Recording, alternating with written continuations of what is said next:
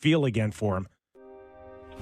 Yeah, I think Morgan and I had a good chat, after the season, and I think it was just a real honest discussion. And what we need is, we don't need anything more than just, we need the best version of Morgan. And what was really gave me a lot of confidence is, you guys know him. He's a proud guy. He's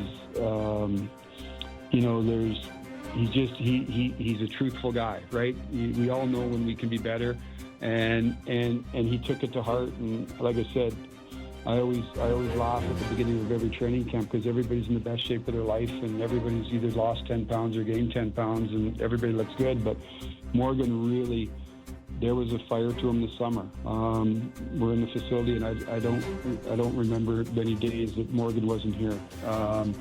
And so he really put a lot of work in his preparation this year. And you're right, we need, it's not a secret, we need the best version of Morgan. I'm really confident that we're going to get it. But that, it doesn't just stop at Morgan. I like our blue line. We've got, we start the year now with Carlo here, who came late last year. There is depth there. It's an experienced group, and then you've got some guys pushing from underneath, which at the end of the day, to be a good organization, you need that at all positions. You need people pushing, and we certainly have that. So we talked about the 6 or 7 guys, or however many you keep up here, but you're going to go through injuries. And we saw it last year, especially up front. We had a lot of injuries, but I think it can be a real stabilizer for our team, is our defense. But we need all of them contributing to the level that they can. And like I said, through the first, whatever we've been through here now, 5 or 6 days, I've been happy with that. I've been happy with some of the maybe the names that aren't talked so much, that are pushing, and they're eager to get a spot on the roster as well. All right, the biggest name of them all, Austin Matthews. I was telling the guys here yesterday, I like the fact that he's given the media like a small window to mention Mitch Marner a few more times, and then that's it. It's over. Your early impressions of your captain. Yeah, he sets the tone for us. For when you're out, to me, it starts with his preparation.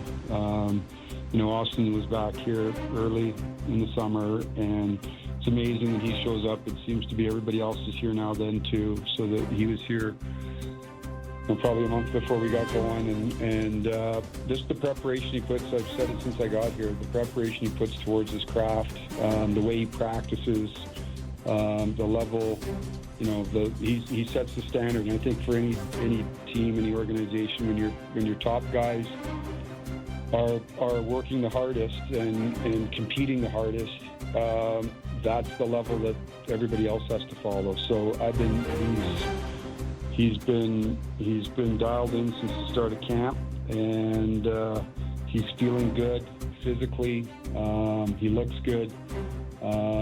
He looked dangerous last night. It's the first preseason game, first game in a number of months for a lot of guys, but he's been dialed in, and he's the tip of the spear for us, and everybody else follows. So I've been real happy and glad. Just number one, just he's healthy, he's ready, and he looks good.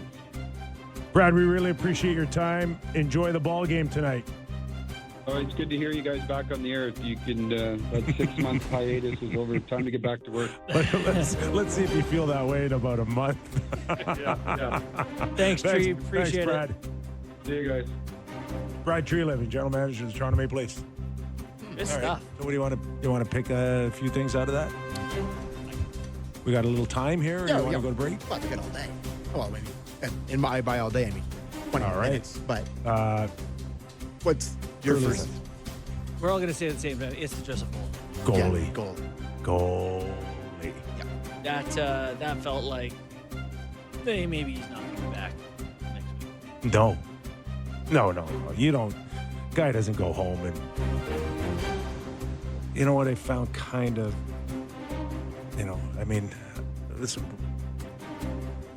I want to we all want to respect whatever's going on. We're not prying or talking from a anything, hockey but we're just talking from a perspective that, when a guy has a leave of absence and needs to go home for whatever reason or go somewhere, it's not to come back in 3 or 4 days. No.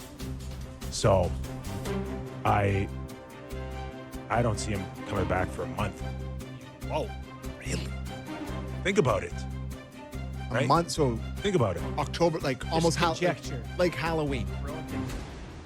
October it's September 24th. Listen, and when I say that, I'm talking about how long he'll be out of the lineup. Yeah, because he's got to ramp back up and He gets needs practice. He'll need 10 days, maybe go to the Marlies for a conditioning right? stint or So something. if he's gone for 2 weeks, he'll need close to another 2 weeks to get ready. He's missed training camp. Okay? I actually think that's a bigger deal than He's people missed realize. training camp. Not Go ask for him, Swayman just Jim. in Boston what missing training camp does. Yeah. Go ask these guys. It's a big deal for a goalie to miss training camp. So, But I mean, to his point, which he said to you guys that, well, no, not even that. Like they do need, and you brought it up with the Murray thing, and he brought up Martin Jones before. They do need to have a third sort of veteran goalie But anyway. if he's, with these two goalies, I'll say kind of the same thing I've said for a few jumps. If he's not looking right now hard, he's not doing his job. So, it sounds like you and maybe Tree, perhaps Sam, don't think he'll can be a serviceable NHL backup yet. No, Okay. no, I don't.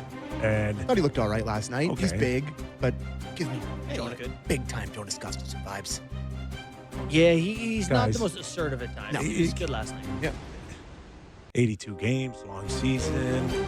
We've seen teams bury themselves in October to mid-November, and it's not necessarily do it that most you're gonna, is the month No, it matters. 6 I see your weeks point. I see your point. It gonna matters. kill the Leafs season? No, but could it put them behind the 8 ball big time? Cost you a few losses. I'm a big believer too in the snowball of like, all right, we're good. Oh, hey, wow, the guys start to buy in more if you win early versus losing early and going, I don't like what this coach is saying. It doesn't work.